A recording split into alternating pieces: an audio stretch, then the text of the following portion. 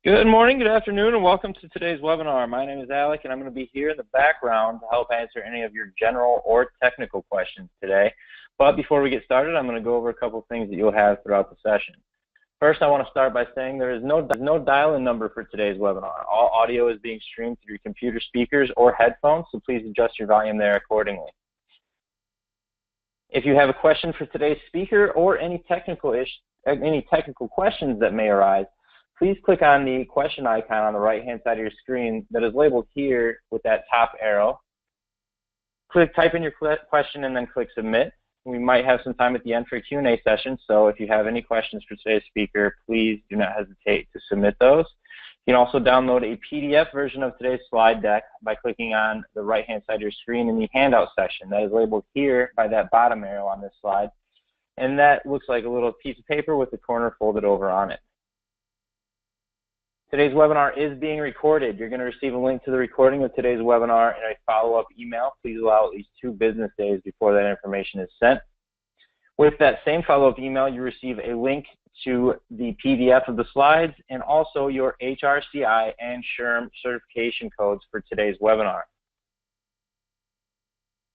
All right, so at this point, I'm going to pass the presentation over to Marlene Saucier, Senior Client Development Manager at the Training Associates. Marlene? Thank you, Alec. Hey, everyone. We are so happy to see so many people here today. At last count, I think we had about 1,200 people registered for this event. So what does that tell us? Although leadership development has been around for a really long time, it's still a very hot topic for many people, and you guys obviously included. So what we know is that successful companies start with successful leaders, and everything starts there, right? And for that reason, companies are investing a lot of resources into developing their leaders. So for those of you who aren't familiar with who we are, the Training Associates is a leading provider of contract learning and development talent and solutions. And what we do is help clients meet their training and development needs, including training and leadership development, by providing L&D resources for everything from learning strategy to development and delivery in all learning modalities. So, as the title of this webinar might suggest, today you're going to be hearing about the 10 T's of effective leaders and why these T's should be top of mind of every leader in order to become more effective at what they do. So now I'm happy to introduce our presenter for today's webinar, my friend, Michelle Jackson. Michelle is an experienced independent learning and performance consultant, intercultural educator, speaker, and trainer for the Training Associates. She has more than 25 years of experience that combines instructional design and development, talent development, program management, and human resource management. Michelle works with companies to determine and then implement performance solutions through visually appealing and interactive courses that deliver results. She's consulted in a variety of industries and holds a master's in international and intercultural management from the School for International Training in Vermont. So the floor is all yours, Michelle. Thank you, Marlene. Hi, everybody, and thank you for attending today. I see we have a good amount of folks that joined us here. So I want to jump right in, and we're going to talk about leadership development. And I'd like to start out by asking, really, what is the definition of leadership? If we look strictly at the dictionary term, it's a noun, right? The action of leading a group of people or an organization, or we could say the state or position of being a leader. Well, that's the dictionary definition of leadership. But today, I actually don't want to talk about the dictionary definition. Rather, I would like you to think of leadership in the following way. It's not about a position or a title. It's actually about action and example. You aren't a leader just because your nameplate has a certain title, right? As you get promoted and you now have a title and a nameplate that has that title on that automatically makes you a leader. No. You are a leader because of your actions and your intentions. So over the years, as a consultant, I've been a consultant, a manager, a trainer, an employee there.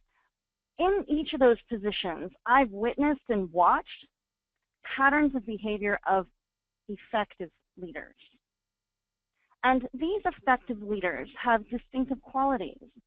What I've come to, and I refer to them as the 10 T's.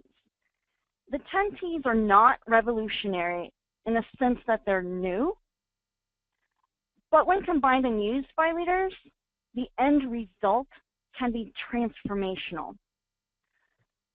So over the next 45 minutes, I'll present the 10 T's of effective leadership and how those 10 qualities enhance leadership skills, give some examples of each quality, and then also some action tips on how to apply them in your leadership position.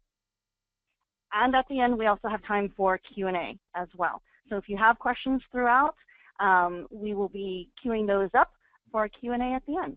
So be sure to put those questions in there.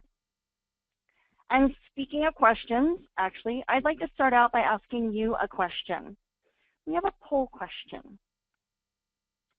And the question to you is, research shows that what percentage of employees trust senior management? Okay, so you have choices: 10%, 23%, 49%, or 63%. And I'll give you a minute or so to select one.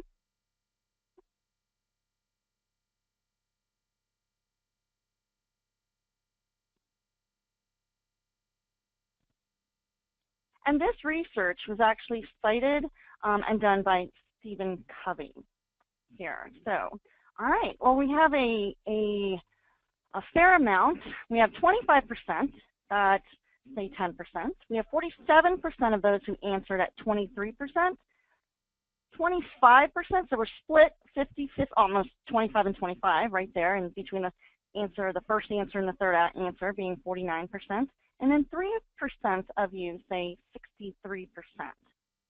Well, I don't know if you're like me. The correct answer is 49%. And I was blown away by that percentage. I actually kind of thought to myself, okay, wait, so 49% is the correct answer. And I couldn't believe that only 49% of employees trust senior management. That means more than 50% don't trust senior management. And I thought, well, here's a big leadership problem that's out there. But beyond that, here's another question and another statistic for you. Do you know what this is? So our next question is, let's see, what percentage believe CEOs are a credible source of information? So select one: 28%, 35%, 62%, or 90%. What percentage believe CEOs are a credible source of information?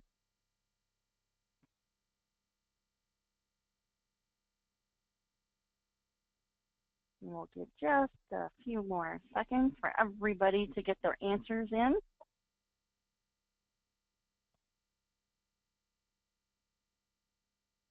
All right, so we have 18% believe 28%, 41% of you responding said 35%, 32% said 62%, and 9% said 90%. Believe it or not, yep, a staggering 28% believe CEOs are a credible source of information. I'm going to repeat that. 28% believe CEOs are a credible source of information. And if you look at that statistic, we have a large credibility gap in there, don't we?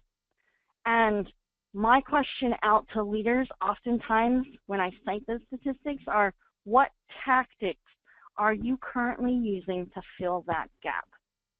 The 10 T's that I'm going to present today will help fill that gap in and enable you to be that effective leader in your organization.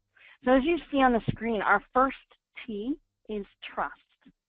We're going to begin with trust. It's one of the most important T's and one of the most important qualities to have as a leader. So what is the definition of trust? Well, trust is it's a firm belief in the reliability, truth, or strength of someone or something, right? So if we go back to those 2 polls we just did, those numbers were very revealing, aren't they? In fact, they're cringeworthy. That's kind of how I think about them. And we move that over to trust because they're a demonstration of trust, aren't they?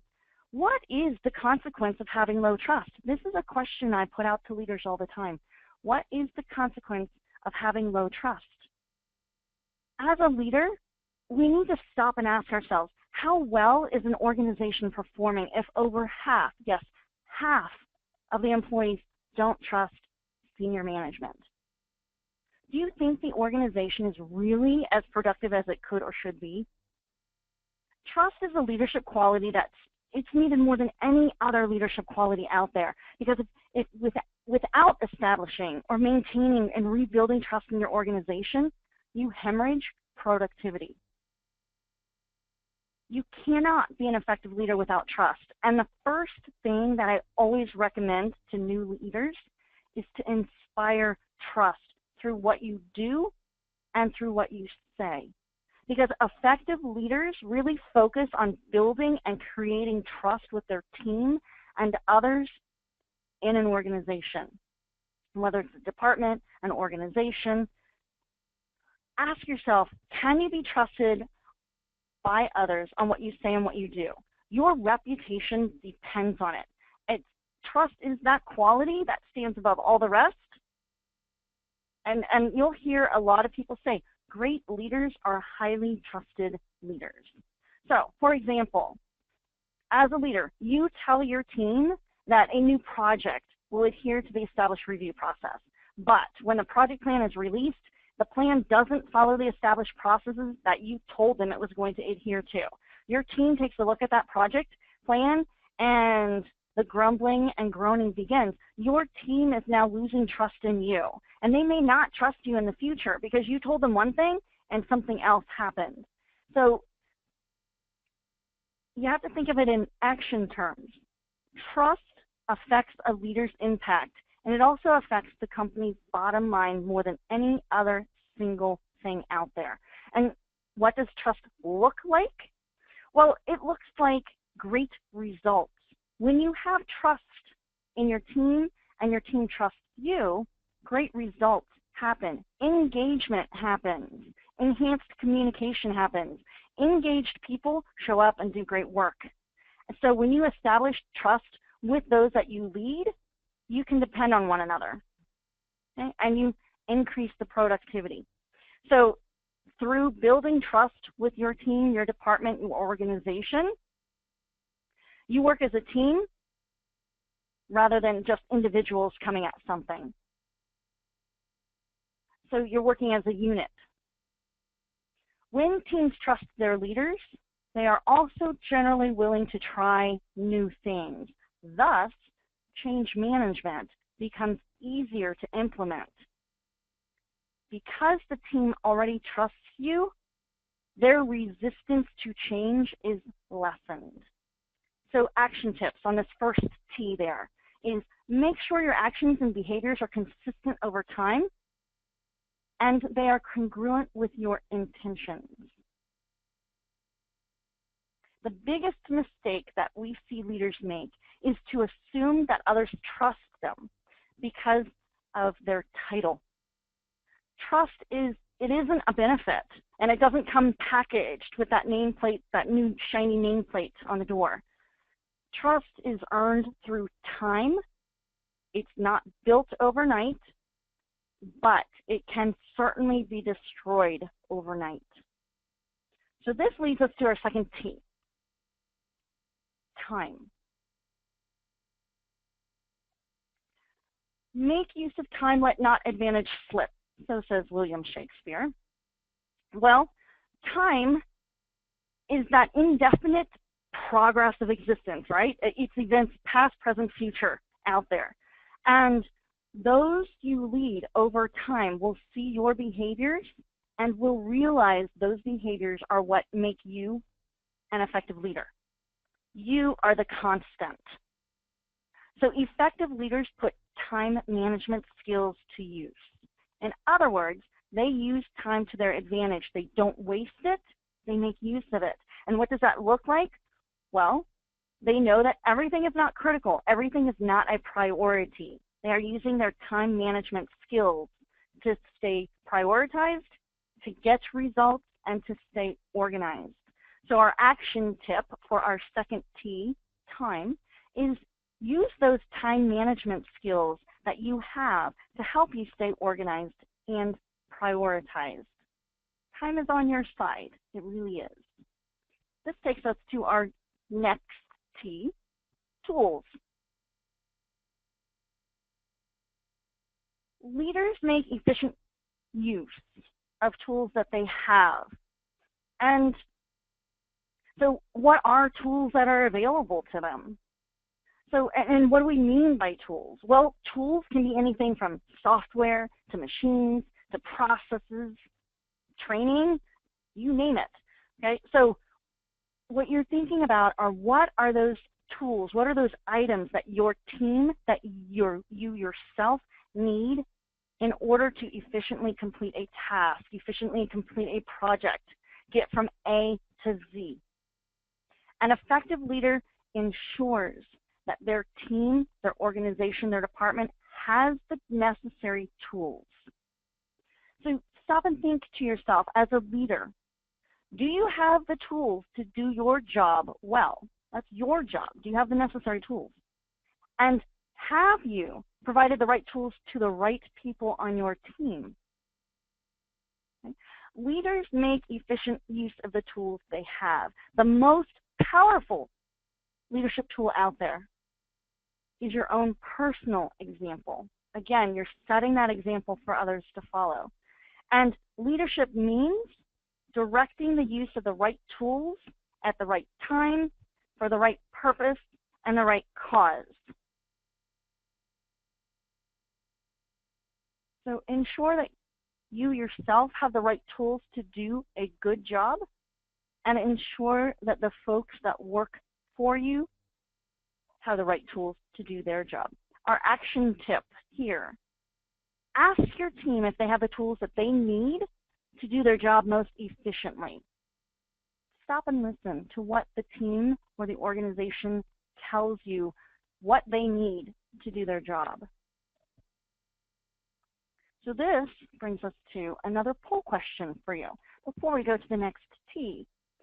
So the question is, psychologist Angela Duckworth refers to the ability to thrive during adversity as what? This is a chat question. So type in the chat what, fill in the blank, what? What is the word that she used? Because that's our next T question, although it doesn't start with a T. I'll give you that hint.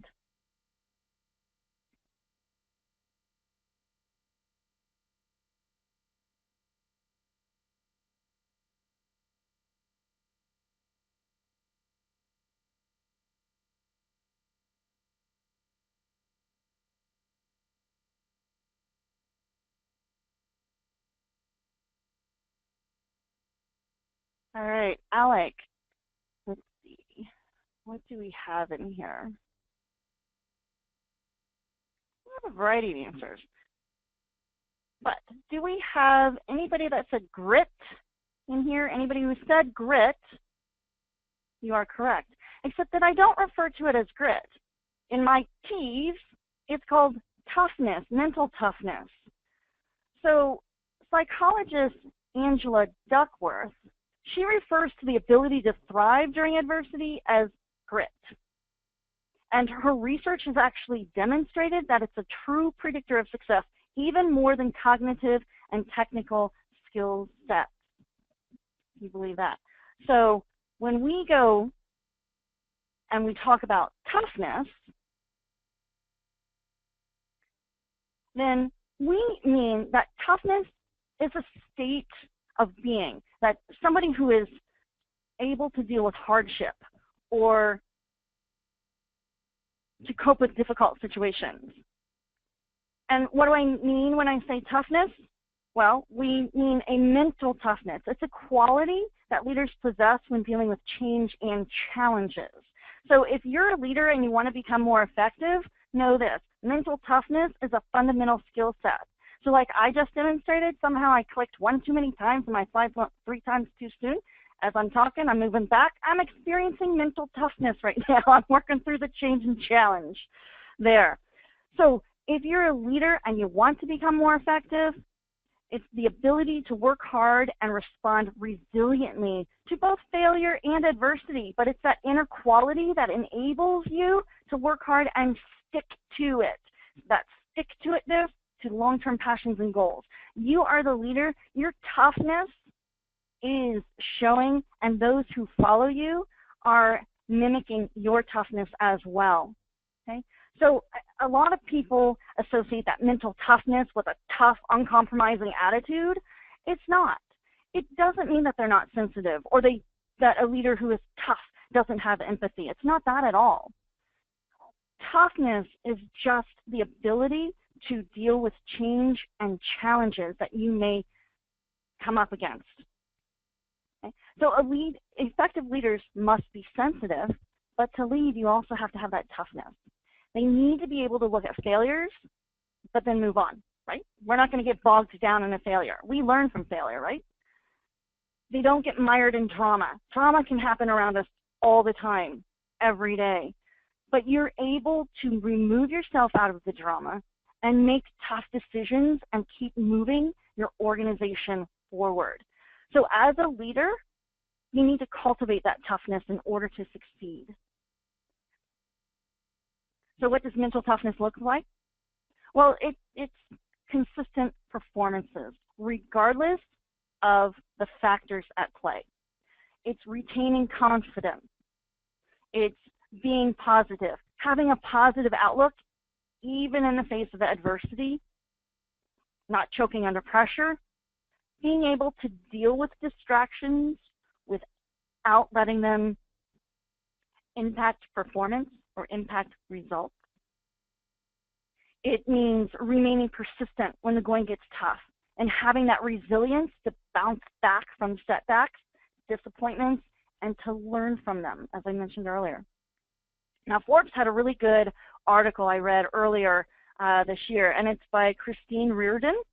And she says, I'll quote, "Leaders who show toughness have the ability to absorb the unexpected and remain supple and non-defensive. They maintain human," and I like that word, maintain human, even when the situation becomes difficult. So if something isn't going well or doesn't turn out as expected, they remain flexible in their approach and they look for new ways to solve the problem. I really liked that, which is why I included it here. So our action tip. Leaders with mental toughness need to identify and control emotions, not only of themselves, but others as well.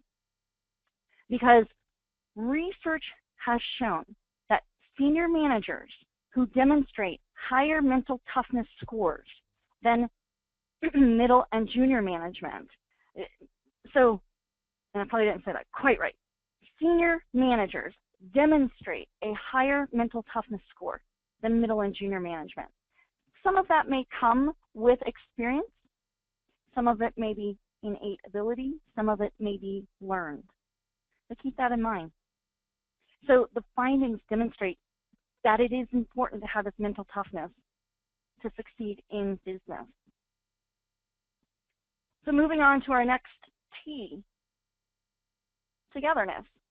Okay, so togetherness means spend time with your colleagues, spend time with your department, spend time in your organization, talk, ask questions, listen. Business is built on relationships, internal and external. So effective leaders take the time every day to build relationships with team members. Now notice I had one of our previous T's in there, time. You take time every day to build relationships with team members. Not only team members, but your customers or clients, vendors, industry folks, community, supervisors. You're out there meeting, listening, spending time together. That's why we call this togetherness, it's the T. You have to be diligent about this. They'll see your passion about learning about them. They'll see your confidence about your business and what you're doing. That's infectious, okay? True leaders use that togetherness time to really listen. The key word right there is listen. And they absorb what they're hearing. They catch the thoughts of the team members, maybe their vendors or clients, and they get involved. They don't sit locked up in an office with a closed door someplace, sort of typing out, and here's an email here, I need you to do this, that, and the other thing. They are out there spending time and listening. Encourage your team to share suggestions when you're out there spending time together. Be open and listen. So the action tip, make sure you carve out 10 to 15 minutes every day to spend time out with colleagues, listening, whether that is your team, another department, an industry, person from the industry, a vendor. Ask questions, talk, and listen. All right, so togetherness. This moves us on to and leads into another T, teachable. People have confidence in those who stay fresh, relevant, and capable. Teachable means able to learn. The teachable leader realizes the need to stay fresh and current on ideas and trends. They make it a habit to read, to learn, to listen to new information. They also have an ability to learn even while chaos is spinning around. So effective leaders also are not afraid to ask someone they lead to show them something new. Just because you are a leader does not mean you have all of the answers or you know everything. Effective leaders are humble enough to realize, hey, I may need somebody on my team or in my department or in my organization to show me how to do this, show me how this software, show me what the result of this means. They remain teachable. And what we like to say in the gaming world is, in other words, level up. So our action tip is level up. The best leaders set aside time and budget to develop their workforce and themselves. They surround themselves with people who are great at what they do and can share their knowledge. But everybody remains teachable and humble enough to realize there are things to still learn. Our seventh T of the 10 T's is truth. As a leader, it's important to make honest, ethical decisions because these decisions reflect your truth. And your truth is actually a reflection of the organization and its employees. So those that you're leading, they see value in what you say, and they see the value that you place on being truthful. And when they see that value, they follow suit. So truth is another super important T, super important quality that leaders possess. Great leaders have high integrity. They do what they say and what they're going to do. They don't cut corners. They don't undermine others. They do the right thing. And what does truth look like? Well, I have it up on the screen. And this is Ray Davis. I read this quote someplace, and I really, really love this quote. He says, I always tell our people that they are entitled to genuine answers to every question they have. That doesn't mean that they are going to like the answer, but it is going to be truthful, and I know they can deal with the truth. So our action tip is be honest with yourself and with others. It's okay not to be perfect, and it's okay for others not to be perfect either. As long as you're honest, you're ethical, and you have a high integrity, you're speaking your truth. So let's move on to transparency, another T. So transparency is about clarity. And in the case for leadership, transparency is clarity of information, right? So a lack of transparency results in distrust and deep sense of insecurity, right? So effective leaders are transparent and consistent in actions. They involve others in the decision-making process because when others understand how a decision is made and why that decision is made, they see your intentions and then they learn to rely on you as a leader who is open, honest, and fair. And isn't that what we want? Openness, honesty, and fairness. So in other words, they will trust, and there's our very first T, right? Trust you to act in ways that align with their interests. That's what transparency does.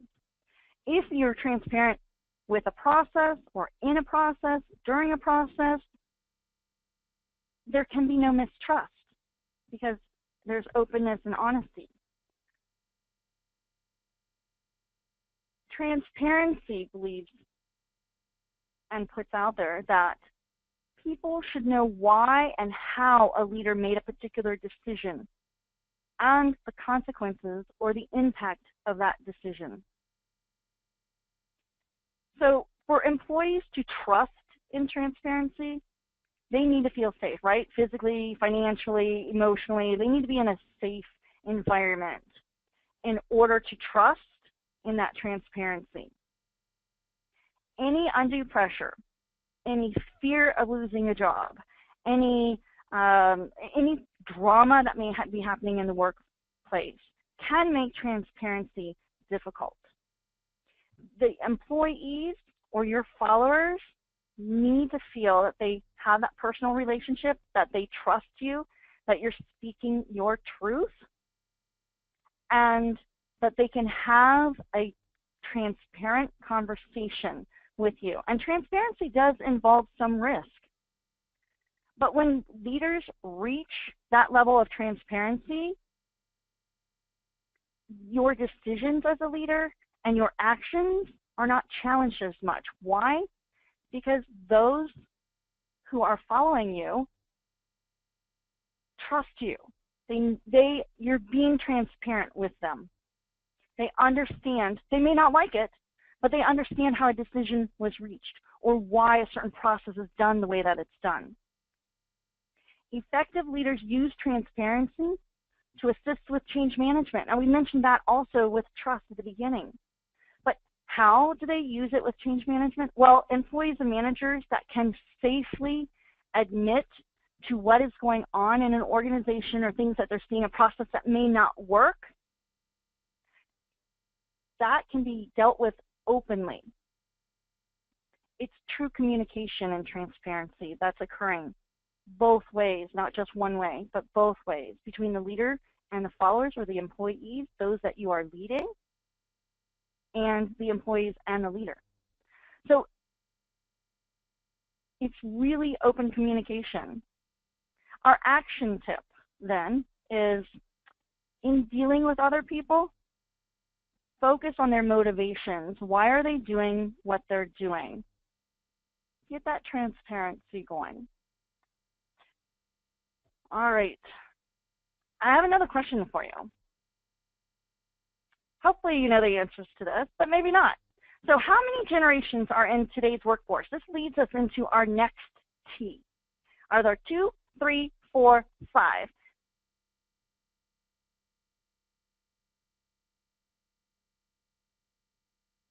And we gave you a hint if you looked close enough at that. So I'm expecting 100%.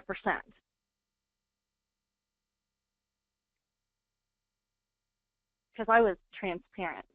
Just kidding. So what do we have? Yay! Well, 51% said 4. That is the correct answer. 36% had 5. Almost. We're not quite there yet. Then we had 3 and a few others had 2. Well, okay, so what does that mean? So there's 4 generations, and that is our T for transgenerational. Let me get this over here to our next screen. Okay, is my clicker not working? Here we go. All right, transgenerational. So what does transgenerational mean? Well, it just means acting across multiple generations. And what are the 4 generations that are in the workplace right now? Well, we have the traditionalists. That's a very small generation still in the workforce. They're retiring out quickly, though. Then you have the baby boomers. They're just entering their retirement years. Then you have Gen X, who are in the prime years of working. And you have millennials, who are in their early to mid-careers, and they're looking to move up the ladder, move into leadership positions, looking to establish themselves. And in just a few years, you're going to have a 5th generation entering in, and that is Generation Z. And that's about 2020 when the first Generation Z really enters into their first jobs. So transgenerational means, as a leader, you need to be aware of the work styles and habits of these generations, because each generation has a slightly different expectation from their leader. And it really doesn't matter what generation you as a leader falls into, because whatever you do, you're going to have to earn the respect of those who follow you. So being an effective transgenerational leader means being flexible enough to lead each generation with confidence. Each generation must trust you enough to want to follow you. And you must understand the ins and outs of each generation to enable that to occur. Now, the 10 T's span across all generations and enable you to be an effective leader. So if you remain teachable and you be sure that those you lead who know your truth, you're transparent with them, you always say thank you to those you lead, over time, working together, your team will learn to trust you. I've thrown the T's in there. What did I forget? Oh, toughness. They will actually come to appreciate your toughness. The T's cross all generations. So our action tip here is mentor others. The courage of leadership is giving others the chance to succeed, even though you bear the responsibility for getting things done. Be that mentor no matter what generation you're in. So how about our next question for you here? It is a poll question. And what percent said recognition was more fulfilling than financial rewards? This leads us to our last T. What percent? 28%, 39%, 51%, or 83%? What do we think? And this actually research was done by ATV.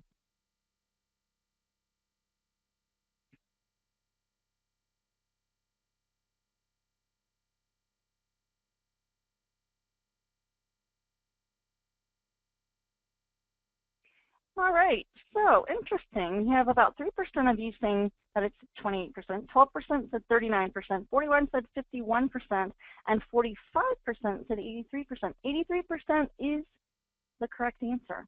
83% said recognition was more fulfilling than financial rewards. So this brings us to our last T, and that is thank you.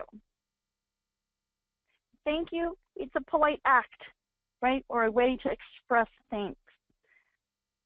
It's the simple act of saying thank you that pays dividends in time, cooperation, and trust, because everyone likes to feel heard and appreciated, right?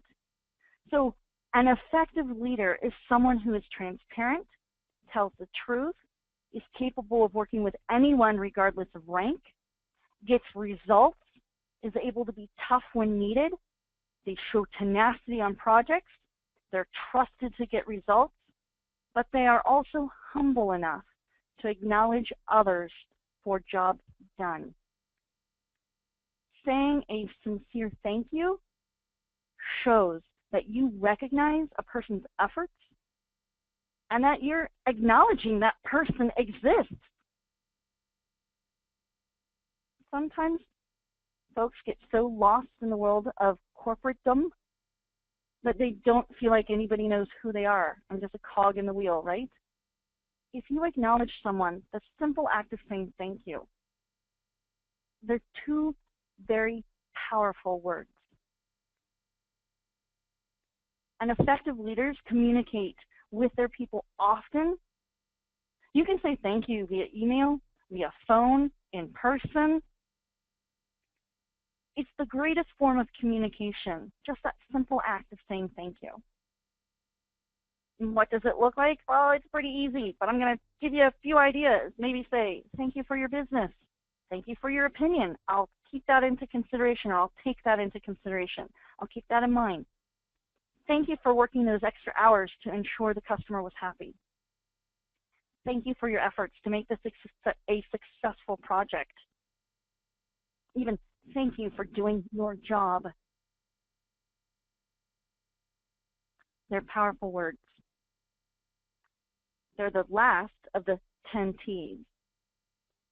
So our action tip here on this one, say thank you more often.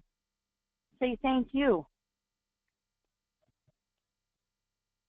So this brings us to the wrap up, the 10 T's. Transgenerational, trust, truth, toughness, teachable, transparent, tools, time, thank you, togetherness, all on the screen there for you. Implementing the 10 T's in your leadership will take you to the next level in your leadership development. If you practice each, if you integrate each into your daily habit, you live it and you breathe it into your work, it will transform your leadership.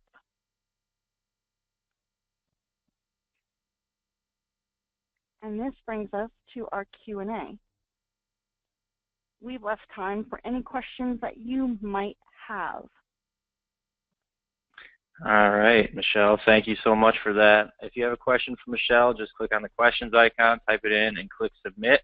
At this point, we actually do not have any questions in the queue, but we will give everybody a little bit of time to get their questions typed in and submitted. We have this silent group today.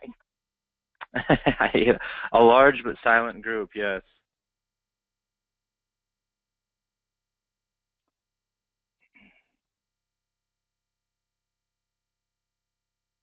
Maybe they're just digesting the 10 T's. I think that might be it right there. I know in the past we've had some questions. I have a couple of questions possibly we could answer that maybe weren't out there, but I'm more than happy to answer any questions. Yeah, we got them rolling in now, actually, Michelle. So we have a question from Monica, and this question is, in an environment that is continuously changing, how do you establish trust with your team? Hi, Monica. Thanks for attending today. Wow, that's a really good question. So in a constantly changing environment, how do you maintain trust? I want to make sure, was that the question? Correct, yep. Okay, thank you, Alec. You know, trust can be established through in a constantly changing environment. Doesn't have to remove the trust that you build. When you are open, so that transparency goes back to the T for transparency. When you are open about that environment and what is going on, decisions that are making or actions that are happening around there, as open as you can be. Now, I understand there are some limits to how open you can be, but your team will also understand that. When you put that transparency in place, that helps to establish that trust so that when that chaos or that drama or everything is sort of happening at once, they trust you. They look to you as a leader because you have been open and truthful to them, and that has established that trust. So it's really about in using those T's, the T's that we talked about. Okay, perfect. Yeah, we're going to actually stick with the theme of trust this isn't necessarily a constantly changing environment, but this one comes from Don, and Don's question is, how can trust be created with your virtual teams? Hi, Don. Thank you for attending. So how can trust be established with virtual teams? Again, trust is, as a virtual team, you're still working together, right, as a team. They just may not be in the same building. They're either at home or in different buildings. They're working remotely. So, but you still, as a leader, are making decisions and you're communicating. And that communication happens through your emails and that decision making. They're aware of decisions that are made. Again, it comes back to, I keep coming back to the transparency, the truth, the understanding of processes that are done and how that process is done or how a decision is made. That comes back to building that trust. And it's through your actions. So even though you're virtual, they know your actions and they know your intentions. You'll have meetings with them. You'll interact with them. And they can sense your action and your intention. And that helps to build that trust and continue to hold that trust. Because if you're doing what you're going to say you're going to do, and you're actually doing that, you're building that trust. So they shouldn't have any mistrust. If they understand processes and why things are done a certain way, or the process in which something must be done, they have that trust in you, and you can still build that trust even though you are working with a virtual team or a remote team. All right, perfect. We're going to move along to one from Lisa. Lisa's question is, what is the best way to deal with a boss who is not a good leader? It's such a good question, and I'm sure each of us possibly has had that experience. And that experience stems from a lot of things. So there are things that you can do, and that is you yourself can be transparent. You can attempt to build that trust, but trust is a two-way street. You can spend time talking and learning a bit more about that leader, maybe understanding where they're coming from when they make a decision. So it's really, again, you yourself implementing the 10 T's and living those 10 T's, and people will see that and people will react to that, even leaders. Because believe it or not, leaders do look around them and they see who is shining and who is really successful at what they're doing. And they may start to adapt some of the things that you do. You know, they may look at how transparent are you being with other members of the team? How trustworthy do other members of the team view you as being? How do you spend your time to get results? Maybe you're a person on the team that gets results consistently. What are you doing to do that? Again, it's that leader can remain humble and open and teachable. They may not be as open to you about that, but they may be observing and they may follow.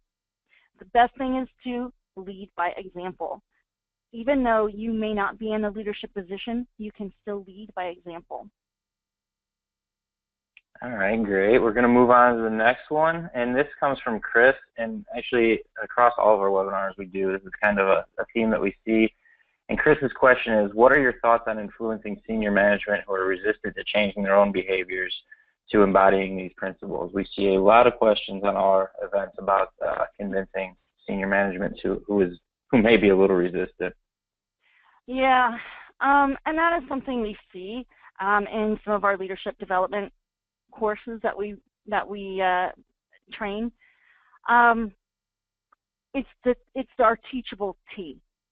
It's realizing, well, there's a lot of things. Realizing that because you're a leader, one, it's okay that you may not know everything, really. But oftentimes we think in a leadership position we have to know everything and therefore have the answer to everything. Not necessarily. It's okay not to know everything. It's okay to remain teachable and to really think about what these T's mean. What does toughness mean? What does transparency mean? And how can senior management work that into what they do every day? It's not difficult. Like I said, this is nothing new. It's not revolutionary, but put together, it can transform your leadership. And transform it by when you remain teachable and you remain open, when you are transparent, you don't have to be secretive. Everything doesn't have to be done behind closed doors. It's okay to ask somebody to show you something. It means you're human. You don't have all of the answers all of the time. And just because you don't have an answer doesn't mean that you're going to lose that credibility. You're building trust by those interactions. So again, we just emphasize living and breathing, as I say, living and breathing, the T's in what you do every day. As you are in your corporate environment, as you are in your nonprofit environment, as you are in whatever environment that you work in, working on and exhibiting trust, using time management skills, knowing the tools or what tools need to be out there, exhibiting the toughness when you need to be tough, but also remaining sensitive.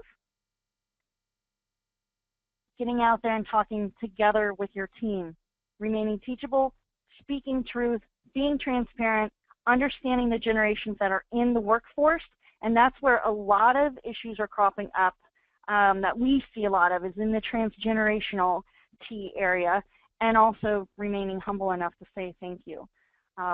Really lead it, even as followers or as middle managers or as supervisor levels, we can incorporate these T's and model them. All right, great. This one is about the T's here. This question is from Dennis. What T have you found in your personal leadership experience is the most challenging one to implement in today's diverse teams? Hi, Dennis. Thanks for attending. So the one that I find most challenging in this environment, you know,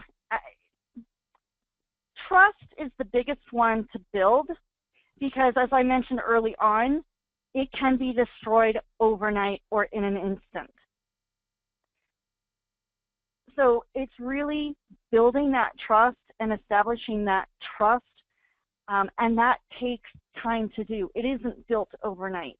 And that's the tough one to do, but it's the most important one to do because it can break through some of the other barriers that people may run into, and that's that change management barrier or obstacles or open transparency, building and establishing trust. And that one's the toughest one to establish and to maintain because a lot of things can break trust. And once you break trust, it's very hard to reestablish it. It takes time. It's not impossible to reestablish it, but it takes time to reestablish the trust. And how do you reestablish trust?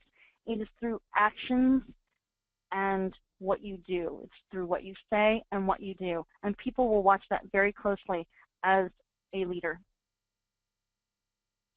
All right, I think all our questions rolling in are kind of reinforcing what you just said. We have a lot of questions coming in about trust.